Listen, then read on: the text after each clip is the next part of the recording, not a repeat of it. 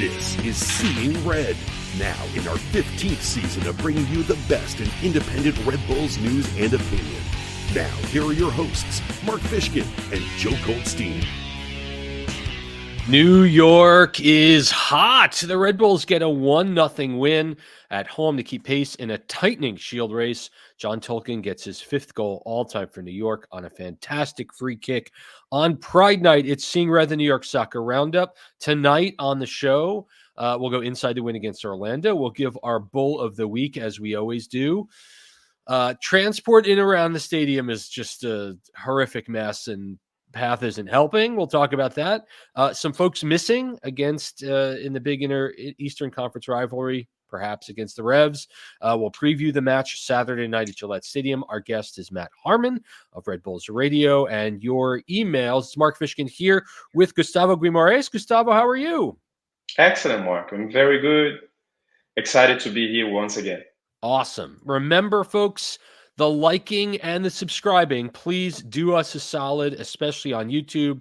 Please hit subscribe. If you're listening, please like the show. Even provide a review would be really, really helpful. We appreciate it. All right, so Saturday night, it's Pride Night. The Red Bulls line up for a free kick with 2 takers, right? Both Emil Forsberg, who had scored the week before, and John Tolkin. And to have 2 guys, Gustavo, that can score off free kicks is amazing. Pedro Gallese did not do well with it, and you have to think that he is expecting Forsberg to take this shot, perhaps. Absolutely. I think everybody was expecting Forsberg to take that free kick. So I guess we have a Jedi, a master Jedi, and an apprentice, which is very good at this point.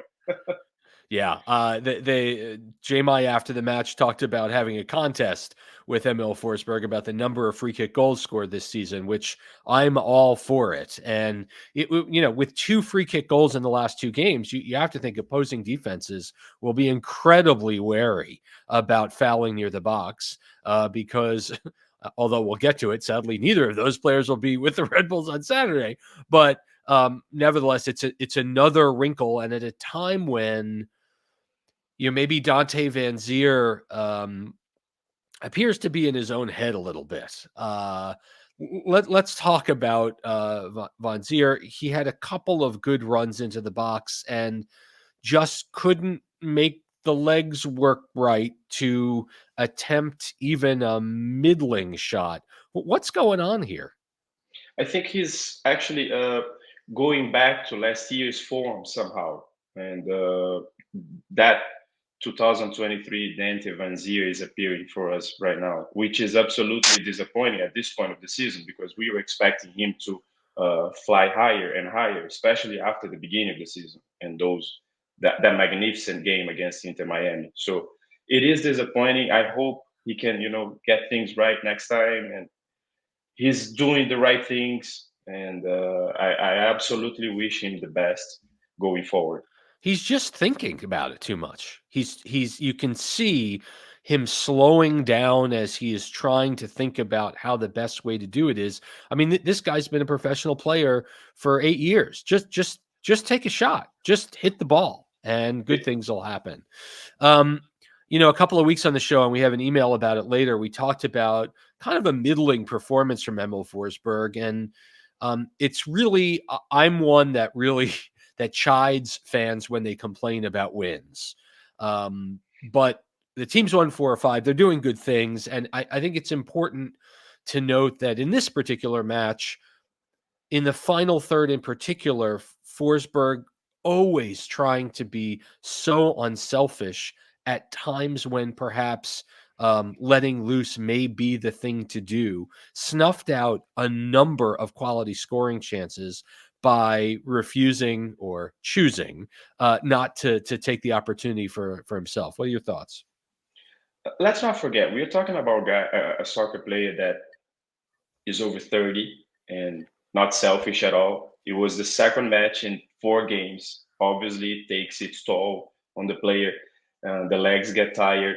But yes, I'm with you too. I don't like complaining about a win, especially having a guy that it is transforming the locker room. You can see he's a leader. He's a natural leader. And I'm very happy with his performances, to be honest. I'm very happy for the fact that he's not selfish at all. He tries to, play like a number 10 and give the opportunities, give the assists to the strikers. I'm all for it. Yeah, I guess it just seemed it was an off night for him, and perhaps his most meaningful contribution was standing over the free kick ball to confuse. But that's fine. Another player that I think is, trying to work himself into great form had, frankly, the hit of his life, uh, and that's, Elias Manuel, who on a ball that was called back due to a J-My foul, absolutely blasted it past Galese, all for naught. And we've seen some phenomenal goals from Manuel over his time here. We saw the goal from distance at DC United. We saw, of course, the great performance, the hat trick last year in the playoffs. But for a guy that I think, he's a streaky striker and he's looking to build his confidence, this was, it was unfortunate for sure. It's been unfortunate for him this season at points because sometimes he does the right things and misses a little bit. Now he's hitting the post, and it was a phenomenal kick. It was a Yeah. fantastic one. Yeah. It's just a little bit unlucky for him, but you can see he's a hard worker. Every time he scores a goal, I like to go on X and Twitter. I refuse to call it X and write, give him some love due to Yeah. the beginning of the season. You remember that too, and if there's nothing else to talk about, it's just unlucky for him. Yeah, he's got to just take the memory of that hit, even though it didn't count, and use it as a building block for more confidence. The last 10 minutes of this match were as defensive a setup as any match that we have seen. And, Orlando really didn't bring a lot from an attacking standpoint. They certainly, the Red Bulls conceded possession late in the game, but New York didn't really, their net wasn't terribly threatened. We saw Aiden O'Connor come on for the last 10, 15 minutes of this match and get his MLS debut. Obviously, the team's missing Andres Reyes. And I thought that he showed very well. I mean, he looked a little nervous, which you can completely understand, being thrown on the field with a 1-goal lead and saying, "You got to hold it, buddy." He's so big. And what really I appreciated was the care that he took in the box. He was using his size, but wasn't being overtly physical. It'd be very easy for a new player making his MLS debut to just kind of throw himself around willy-nilly and risk getting a penalty kick called on him. And he did a terrific job. I'm with you. Let's go back to the last center back we drafted and used in the first team, which was Matt Nocita last season. And you remember he came up against FC Cincinnati in the U.S. Open Cup and made a mistake, heading a ball towards the middle. Connor, no. Connor was he played the basics, and I think he did good. He can build on his confidence from now on, and it was good to see him and as a useful player going forward. Yeah, and as we'll get to when we talk about prospective lineups for Saturday, he may find himself with a whole lot more playing time, at least over the next few matches. And of course, the Red Bulls are still unbeaten at home, 5-0-2. They've matched the all-time best ever Red Bull Arena home record, and they take it on the road this week. But I mean, they're they're 6 points off the Shield lead with 2 matches in hand over Miami. And Amazing. despite a month full of draws, seemingly, this team has only lost 3 times in 16 matches, and they've won 4 out of 5. So, with that said, sir, do you have a bull of the week on a night when John Tolkin's free kick is the difference? I would go J-My. That's the right choice right there. Yeah, I think 100% J-My. Yet another bull of the week. I want to talk about what happened after the match a little bit. I was actually in the city with my family for most of the day, and then we came back and got ready for the game. And what really caught my eye is as we got off the train at Harrison, I looked back at the signboard and it said the next train heading towards Newark was 36 minutes away. And we've known all season long that the path is doing service work on the track between Journal Square and Harrison all summer, all year, really. And I had been told by the team that they were going to hold that service up before and after matches. Well, that didn't happen. And 40 minutes between trains was what we saw throughout the evening. And for fans that use the path, whether they're coming from Jersey City or they're going all the way into Manhattan, I mean, it's really unconscionable to have to wait basically through another half of football to wait for another train. And I had actually amplified on Twitter, like, "Hey, this was a big mess," and I got a response saying, "Oh, we provided more train service after the match." That is not true. That did not happen. So I don't really know what's going on. We'll bring it up with the team officials about what could possibly be done. But again, all you're giving people, and it was 18,000 fans at Red Bull Arena Saturday night. All you're doing is giving people reasons not to come back. On top of that, I understand that the Jackson Street Bridge was closed 90 minutes before game time, and there were fans that usually come that way to the arena district, and they were completely flummoxed. They got yelled at by Newark police, and then they had to scuttle their plans to Main Park. I'm just kind of curious why it's so difficult. Always. It doesn't make any sense, right? It just doesn't make any sense. Provide the trains, uh, just do the basics. Again, there's nothing very hard to do. Just make the space between trains traveling to Jersey City, Manhattan, smaller and smaller, like 5 or 6 minutes, which is more than I think reasonable. Yeah. There's nothing else to do. And the officials, the police officers, come on, guys, let's be more respectful to the fans. They're paying their hard earned money to go, have a nice time with their families at the stadium.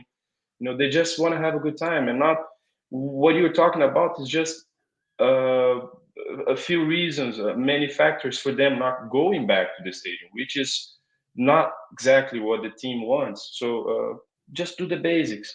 Yeah. Yeah. Protect and serve, right? Yeah, Uh, absolutely. it's international break. The Red Bulls are going to be missing four very important players for this weekend's match at the Revs. Carlos Coronel will be playing with Paraguay. Noah Ayla is with the Swedish U21s. Emil is with the Swedish full team.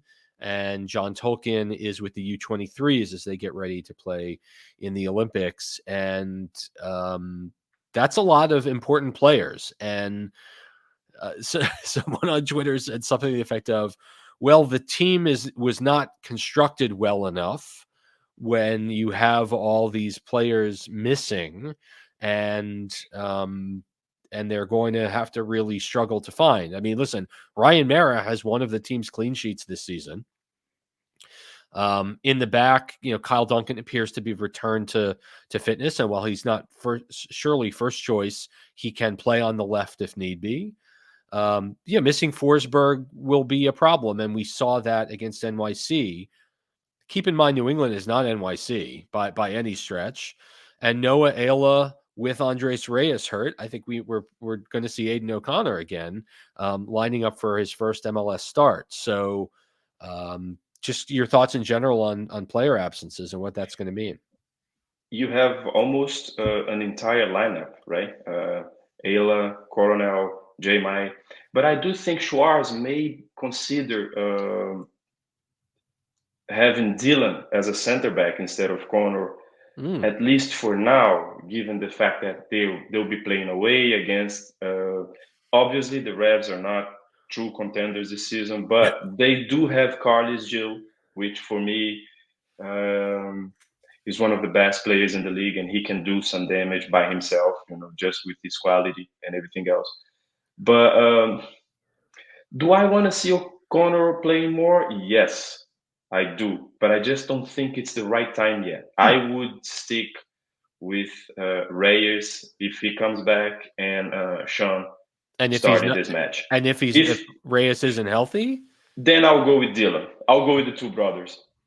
And so then would you put Cam Harper, assuming he's healthy and recovered from his hamstring at right back, and move Duncan to the left? I would think so. Yes, yes. We even have Gengar to Could give it a try too. play Yeah. wing back. Yeah. That's a good point. Okay. The Revs are not a good team. And let's do a little talk about what New York will find against New England, shall we? The Revs are bad, folks. They're not a good team, as I said. They're 3-10-1 for 10 points. They are last in the East, and if it wasn't for fellow OG 96er Sporting Kansas City, they would be in a wooden spoon slot. They've scored only 11 times in 14 matches, and they've conceded 27. So do the math. They're scoring less than a goal in a game and conceding almost twice a game. That's the worst attack in MLS, the third worst defense in the East, and at home at Gillette, they are dreadful. Only 1-5-1. And here's a fun stat that our friend Zach Feldman picked out. They have the second worst goal difference after the 75th minute. So this is a team that collapses regularly late. They're also one of 4 MLS teams that have not been awarded a penalty kick this season, and they are tied for the most penalty kicks conceded in MLS with 6. So Lewis Morgan should be licking his chops for sure. Same with these guys. Not much has changed since the Red Bulls played them about a month ago. Their defense is less than assured, even with the addition of Aljaz Ivacic and Xavier Arriaga to the back line. They did win in Nashville this past weekend, but consider they were bailed out because Hani Mukhtar missed a penalty kick early in the second half. Their attack may have a good performance every once in a while, but the problem remains the same. Goals are really hard to come by, and the back line is dreadful. Also, the team is missing wingers, and winners, you could say. They've been so bad that the upcoming international window has really a little effect on them.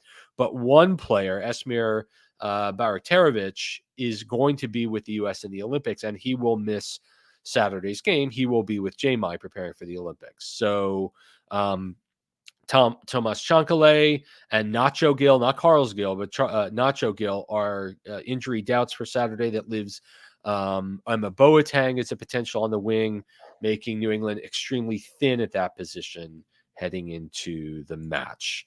I'm going to show this to you. Their last 5 games, they have 2 of their 3 wins, a 2-1 win at Nashville and a 1-0 win at Chicago. They got drilled by the Red Bulls 4-2, as we know. They got drilled by Philadelphia 3-1. They have a 1-0 loss at home to City. All right, so the 99th all-time meeting between these teams, the Red Bulls still trail slightly. Foxborough has been a house of horrors for the Metros and the Red Bulls. Only 8 wins in 29 years. Consider the home team hasn't lost in 5 matches of the season. Again, the last time these teams played, it was way back on May 11th. 4 weeks ago. Lewis Morgan, Emil Forsberg, Elias Manuel, Cam Harper, all with goals in this game. BWP, the all-time leading scorer, and Wiki, Andres Reyes, and Lewis Morgan are the active scorers. And here again, we mention the absences, the international absences for the Revs. Baratarevic, Brandon Bye's been hurt. Noah Buck will be away with an England elite team.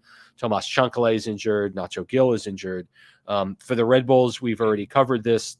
Andres Reyes was seen in a boot with a boot on his foot on Saturday night. So it'll be really interesting to see what Schwartz has to say about it. Of course, Seeing Red will be taking part in the presser tomorrow. You can follow our social channels. So unlike most weeks when I just show or the opponent's lineup, here is what I think we'll see from Caleb Porter first, his 4-2-3-1.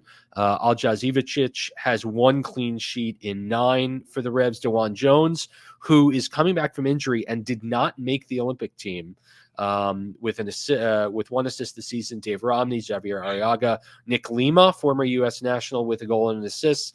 The 6s are Mark Anthony Kay and Matt Polster. No surprise, longtime MLS vets. Emma Boateng on the left, Carl's heel, who is really the only, the biggest quality player that the Revs have. 5 goals and 2 assists. He has 5 of New England's 11 goals. Dylan Barrero, a Colombian, with an assist, and then Giacomo Vrioni up top with 5 and 3. So, consider that only 3 Revs have scored at all this season.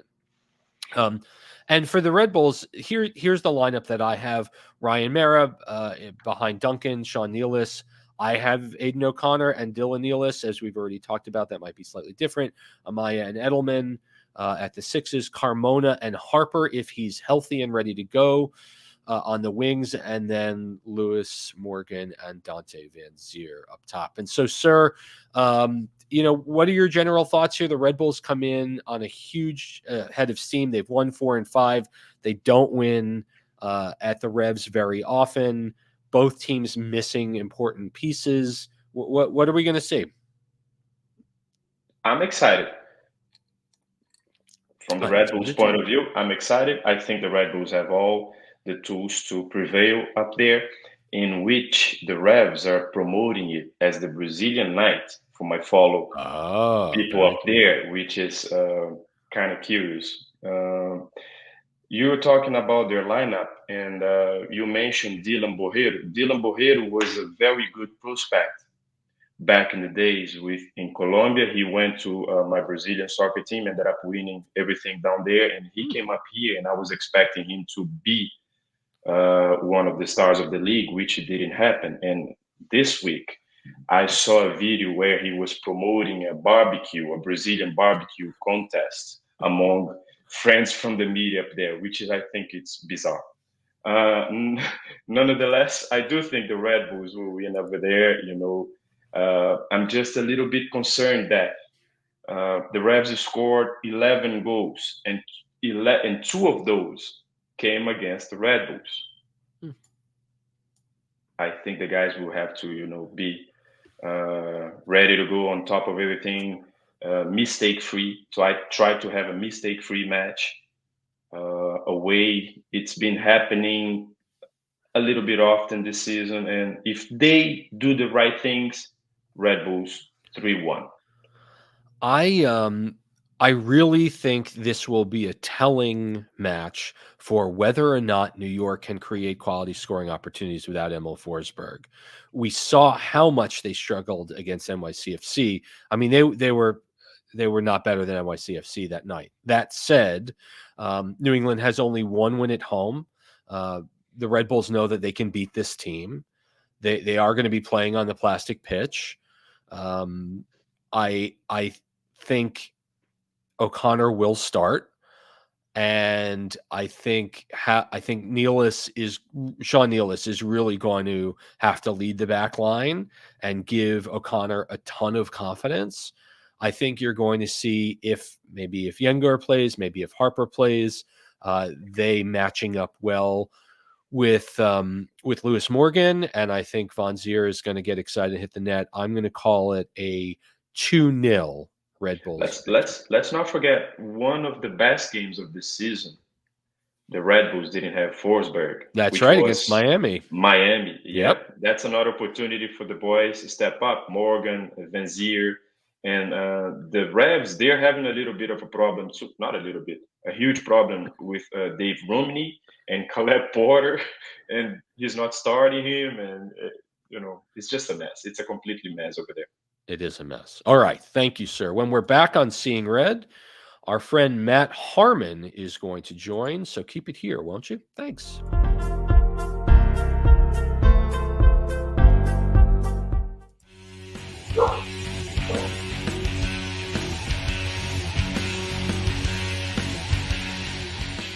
Back at Seeing Red, the New York Soccer Roundup. Red Bulls are red hot, 4 wins in 5. A 6-point week for New York, and very happy when times are good, and even when they're less good with the Red Bulls. We love to talk with the play-by-play voice of the New York Red Bulls on Red Bulls Radio, and that's Matt Harmon. Matt, welcome back to Seeing Red. How are you, sir?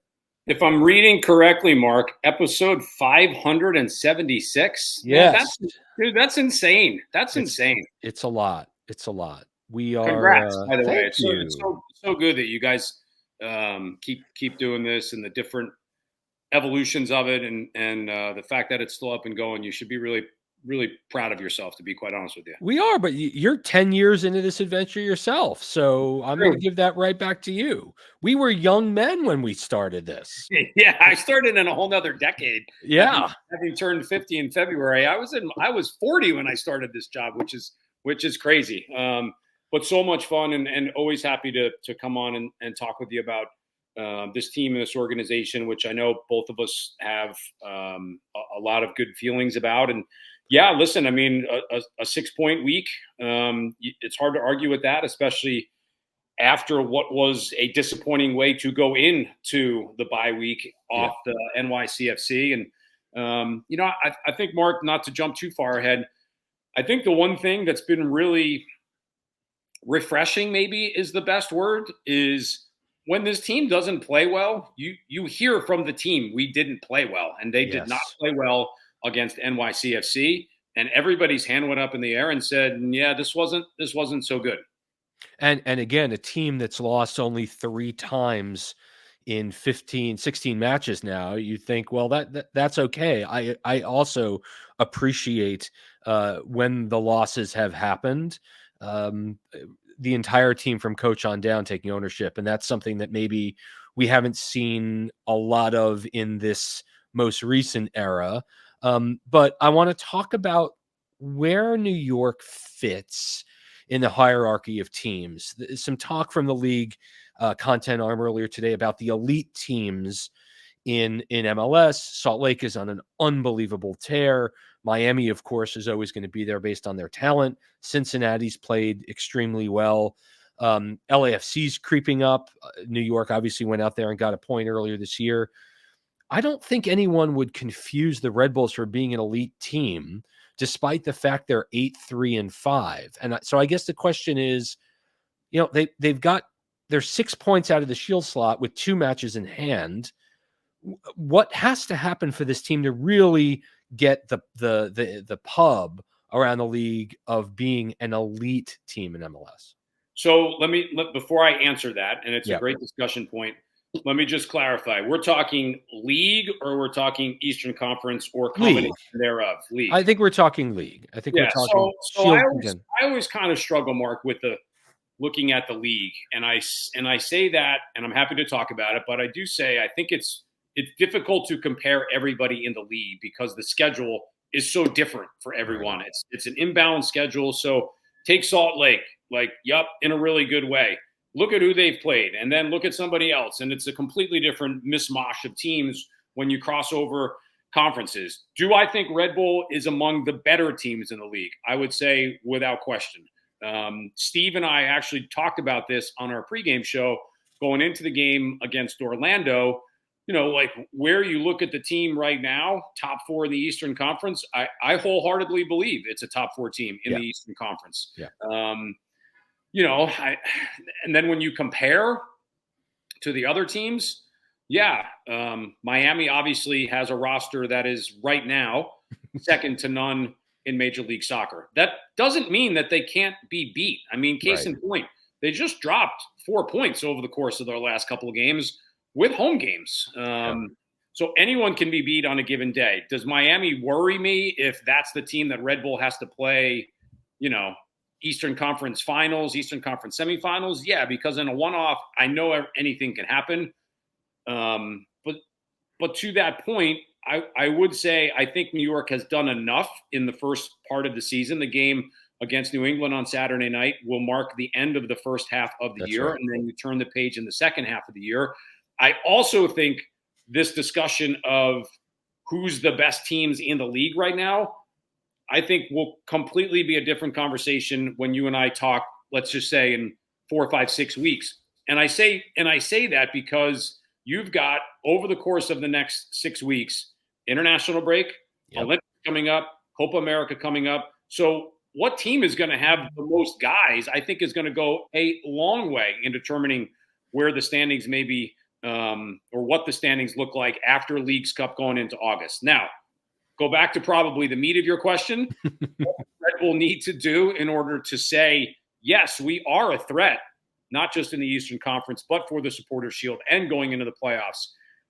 I mean, listen, I don't think I'm breaking any ground here, Mark. You need another goal scorer without question. Now, is that another goal scorer with Lewis Morgan, or is that another goal scorer to allow Lewis Morgan to move back to Emil Forsberg, which was probably the plan in the beginning part of the season?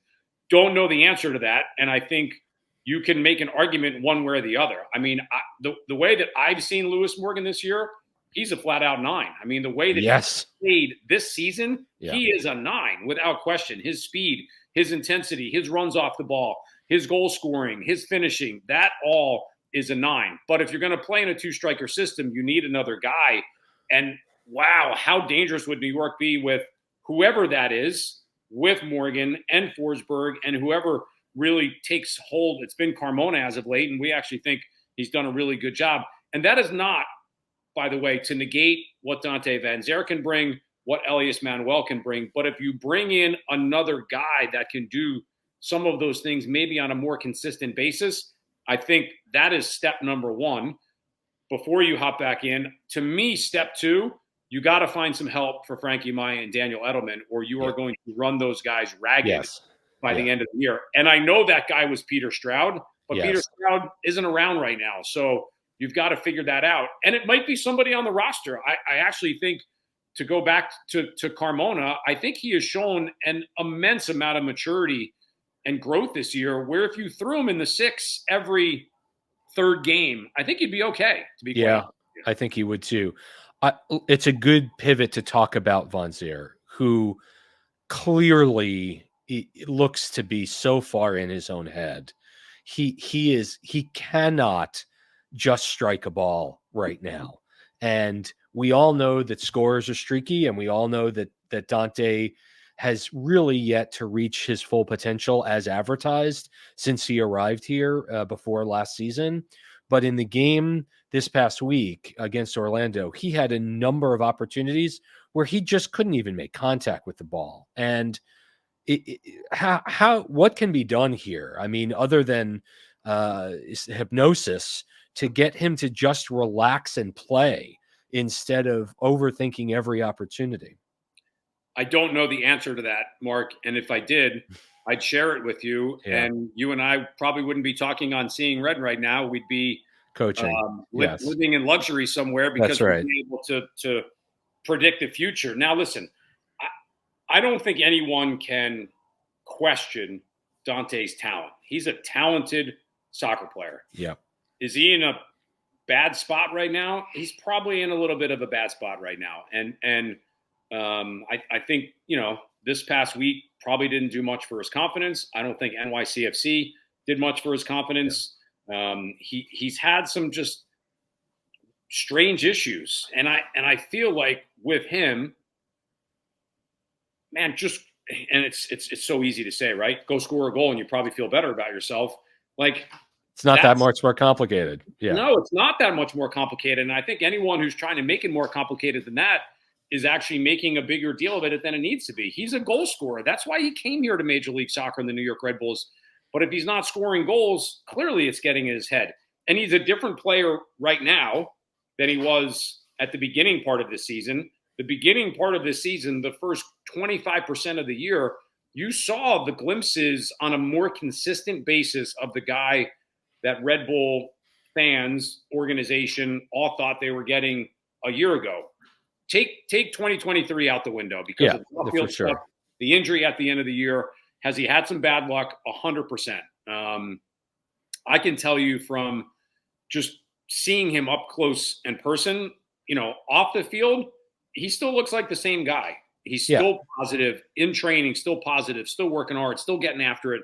You just have to hope for a guy that has immense talent. And I really do believe that. He's got a ton of talent that has not yet shown in Major League Soccer, that when he can finally break that, whatever's going on right now, he's going to go to another level. You just hope that it's, quite honestly, during the course of this 2024 season. Yeah. We saw Aiden O'Connell make his MLS debut this past week. He's a big guy. He was thrown in a tough situation. The team is holding on to a 1-goal lead at home. They were conceding just about all of the possession over the last phase of the game.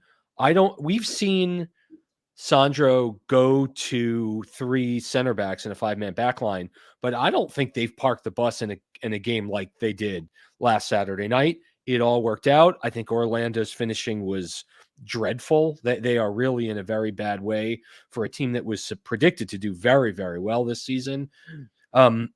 Just kind of curious what your initial thoughts are for O'Connell. And, we saw Andres Reyes wearing a boot, and he may be, away for the team for some time. Yeah, listen, Mark, Aiden O'Connor, I thought did a really good job the other night, coming in, as you said, tough spot. We kind of thought the substitute that took place wasn't going to take place. We just thought he's going to go in the back line. He went in and took over a spot basically, and I thought he did a really good job. He looked composed. Did he look nervous? Yeah, I'm sure he was nervous going into a game and whatever it was that 80th minute with New York clinging to a goal. But listen, big strong kid. Yes, clearly. And, at 6'5", he's 6'5", but he's 6'5" filled out. He's not some of the other guys maybe that Red Bulls had in the system the last couple of years that were tall, but also hadn't necessarily grown into their body already. Aiden O'Connor, he's a man right now, and I think that helps him to the point where, nerves aside, he can go in, keep the game simple. Orlando's coming at you, so you can use some physicality a little bit. Obviously, not worried about picking up a yellow card in a situation like that. And I thought he did a really good job. And to that point, if you looked at, I think we said this during the broadcast on Saturday, if you would have picked the lineup that New York finished with at the beginning of the game, you also should have went to go play the lottery. But to that point, these guys are going to have to play because of what we just talked about. There's international breaks. There's guys that are going to be away. If there's ever a time to really kind of figure out, and you didn't want to do it, and give points away, but at some point you've got to play these guys on the bench to realize at least, hey, this is going to work out for the next 5 weeks, or it's not going to work out for the next 5 weeks. And, all things being considered, I thought Aiden O'Connor did a really good job. And now we may be seeing him again this week, because with the international break upon us, right, we know that J-Mai is going to be heading out for the U.S. Olympic team. We know that Forsberg and Ayla have both been called up. I mean, it's going to be a janky kind of a lineup over the last couple of over the next this week's game, to be sure. And then once the international competition prep really gets going, thankfully Sweden did not qualify for Euro 24, so we can expect to have Forsberg back here. You can make the argument that it's a trap game. Road wins in the series with the Revs are very, very rare, going in both directions. What are you looking for? They're coming off I think kind of a surprise win. What are you looking for this Saturday? It's funny, Mark, when we had played New England at home a few weeks ago, Steve, who's obviously so connected to everybody in the league because he's been around in so many different roles and capacities, he actually had talked to somebody with New England who said, obviously, hey, tough start, we're in a really bad spot right now. We actually feel like we're getting better and we're turning the corner a little bit. I struggle going back and forth with, was it a good thing that New England won that game the other night, or is it a bad thing that they won the game? Because you almost get the sense, had they lost, the game Saturday against New York almost becomes this must-win type situation going into the break. Maybe they take the foot off a little bit. I mean, you'd like to think, and I haven't seen the full list of who's there and who's not for everybody in the league, but that's what I said. That's going to be the next 5-6 weeks of Major League Soccer. Yeah. If you have 80% of your starting lineup and the other team's got 40% of their starting lineup, you're in a much better spot. I mean, it is what it is, but again, this is with all these other tournaments and the international breaks and everything that goes on, it's why you, in essence, really do need, 25, 26, 28 guys that during the course of the season, not only are going to play, but in this particular case, are going to play meaningful minutes. But yeah, Red Bull this week, it's going to be interesting to see the 11 that start. Stitched together for sure. You can listen to Matt Harmon every Red Bulls game on Red Bulls Radio. Go through the Red Bulls app, go to TuneIn. We are very, very fortunate to have Matt and Steve do this every single week, especially in an age where Apple TV announcers maybe just simply don't have the knowledge following the teams they're calling week in and week out. And we're very, very fortunate. Matt, thank you so much for stopping by Seeing Red. And we know we'll talk to you later in the season. Appreciate it, Mark. Always happy to come on. And yeah, NewYorkRedBulls.com, the Red Bull app. You mentioned Apple and the TV feed. You can use that home radio link when the teams are home. I actually think it's been a really nice feature for people. Always happy to come on and talk with you and appreciate all you do as well. Awesome, Matt. We've got more Seeing Red coming up after this short break.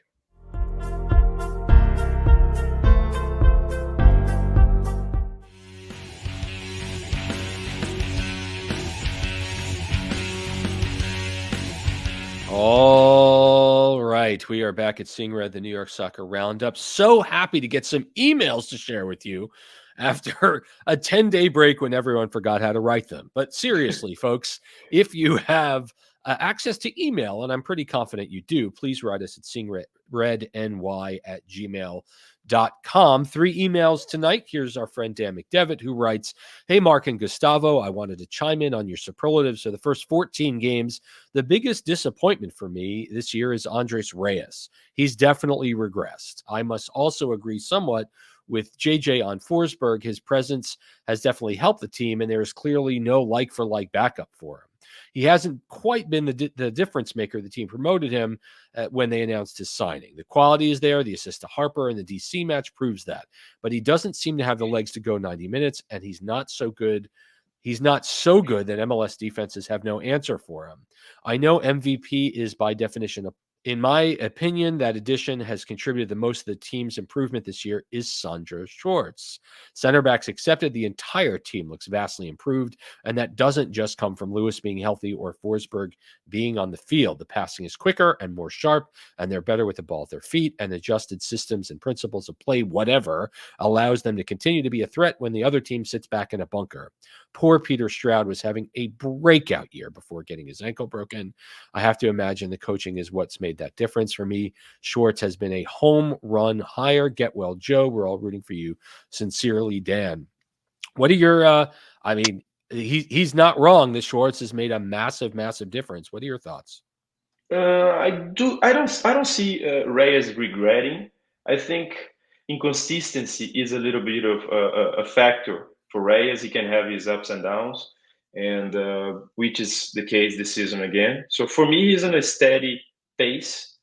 I do agree with him regarding Sandro Schwartz. Tremendous signing. Very bright future ahead if the front office helps him, especially when it comes to his roster. Yeah, for sure. Thank you so much, Dan. Here's John Heffler, who writes, "Howdy, Mark and Gustavo. Given the mild criticism leveled at ML Forsberg's play this in the last episode, I wanted to write in with an alternative viewpoint. In the previous show, the main negative discussion about Forsberg was his lack of open play goals. In Forsberg's entire career, he has had only 2 seasons of double-digit goals. I don't think pure goal scoring is the best way to evaluate him. His impact is felt so much more in dictating attacking play, and his knack for making slick passes in the attacking third to set up teammates has been on full display this season for the Red Bulls. His goal contributions twice against Charlotte are also a welcome addition when they come. Thanks, Mark, for continuing the show that fans love. We look forward to sending all positive thoughts to Joe." That's John Heffler. P.S. Earlier in the season, I emailed I'll be going to my first game at Red Bull Arena this year. That game was Wednesday against Charlotte, and I just want to say I was blown away and had an overwhelmingly positive experience. The win obviously helped, but it was a great time, weather and all. Way to go, John. Very good. A good point from John that, Forsberg is not a natural goal scorer. You can make the argument that 10 goals in the Bundesliga would somehow, or at least twice hitting that mark, would somehow translate into a lot more goals given MLS defenses. What's your take? MLS is a very physical league, and we have an older guy. He's not Messi, obviously. He's not going to score 25 plus goals a season, but he's a very good player. And I do like the fact that he makes the team plays better when he's on the field. I don't expect him to be that goal scorer. I stay with Lewis Morgan in that role for now, and I think everything will be fine. And Forsberg has been a major factor for this team going forward. I do see him as a very great addition, and I'm not a negative guy. I'm not going to see him as doing something bad for his team. His team was in the, what can we say from 2023 for now? Nobody expected them, but they're doing great. They're 6 points off the supporter shield with two games less than Inter. And come on, guys, let's see the bottle full. Half full instead of half empty. We are human beings, and we root for a team that hasn't won a cup in 28 years. So, yes. And again, they've only lost 3 of 16 matches, and right now they're set for a home playoff match, which would be, I think, like if the season ended today, no one would necessarily call them an MLS Cup contender, but a massive improvement as to where this team was last year, right? Scoring the last goal of the season in 94 minutes in on decision day to get to the postseason. So thank you very much, John. Our last email is from Nick Partica, who writes, Mark and Gustavo, with back-to-back wins, I think the team has bounced back well from the disappointing result against City. Hopefully the slow-ish start in the first half we saw against Charlotte and Orlando doesn't become a recurring pattern going forward. My 3 stars for the Orlando match would be Sean Nealis, Noah Ayala combined, Carlos Coronel, and John Tolkin, number 1. Honorable mention for Aiden O'Connor, who I thought showed a lot of promise in his debut. On the flip side, I was disappointed to see Van Zier again miss on a couple of what looked like halfway decent chances. That the team needs more from him goes without saying. While he's formed a nice partnership with Lewis Morgan up front, how much longer can they wait on him to produce some goals? If he scores fewer than 10 this season, is he a buyout candidate in the winter? Unless he really catches fire in the near future, it seems imperative for the team to add another DP attacker when the summer window goes. That and adding some depth behind Amaya and Edelman. That's Nick Partica. Let's talk quickly about Amaya and Edelman's fill in. I mean, obviously having Peter Stroud go down, who is having a tremendous year, really, really hurts. But I'm curious about your thoughts on the need for more depth at the 6.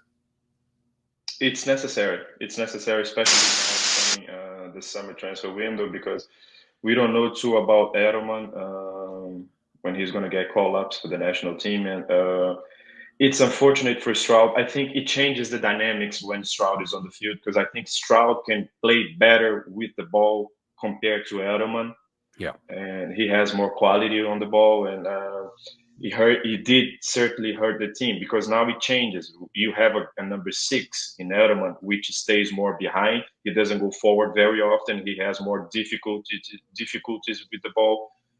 But and that's the case. Maybe bring a player that has more quality compared closer to what Stroud was producing. That would be the case now in the summer transfer window. I do expect Van Zier to step up. If he doesn't, yes, maybe we'll see him depart in New York. But I think it's too soon. It's too soon to talk about this. And let's see what happens in the future. Yeah, I think, first of all, I think, yes, the team is certainly going to be looking for more attacking strength in the summer transfer window. I think that goes without saying. And so, and I also, noted some depth at the number 6 is absolutely vital. And again, saw Peter Stroud at training last week. He's obviously not training yet. He was walking around gingerly. He had kind of not a boot, but kind of a kind of a shoe, and he's in OT PT rehab right now, helping to move the ankle and get it going. But the fact that 4 weeks out from a major surgery, he's walking on it without help is amazing. I think we'll have a timetable for his return soon, but I wouldn't hold out hope that he's going to be coming back and contributing in a major way before the end of the season. Maybe he's working out with the doctors that took care of Aaron Rodgers, and we don't know. That is true. That is true. Some medicinal herbs being sprinkled on his Yes. his ankle for magic. We've come to an end of a terrific Seeing Red. Thank you so much, as always, Matt Harmon, for stopping by, Zach Feldman for the stats, and you, Gustavo. We miss you, Joe, very much. We are sending you our thoughts every single week. Again, please please subscribe. Gustavo calls Saturday night's match a 3-1 Red Bulls. I'm going to call it a 2-0 victory. Enjoy TST. Lots of former Red Bulls taking part in TST over the next few days. Mike Grella, Sasha Kleshchin, Kenny Cooper, and more. So please, thank you so much for listening to episode 576 of Seeing Red. We'll be back soon, everyone. Have a good night.